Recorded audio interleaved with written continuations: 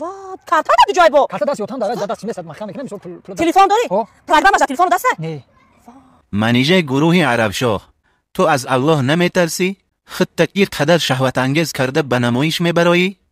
این لو دهن بین، یک نمود بوتک زدی که لو دهن دیگر جمع نمیشوه.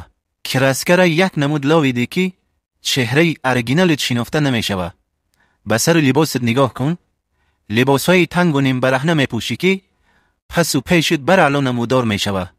پستی و بلندی بدن و نمودار میشوه. با این لو دهن دم کردگی و چهره رنگارنگ چی مقصد داری؟ بیقرار کردن مردها؟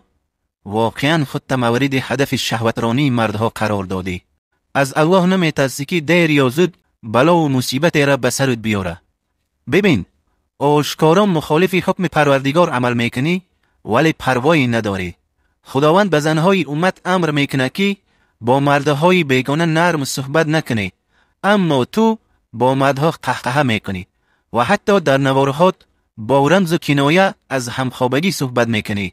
خداوند به زنهای امت امر میکنه که زیباگی هاشون برای مردها نشان نتین، اما تو لباس های شهوت انگیز پوشیده مردها را بیقرار میکنی.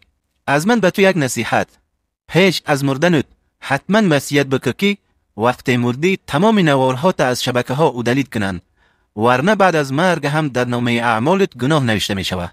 این وعده پروردگار است.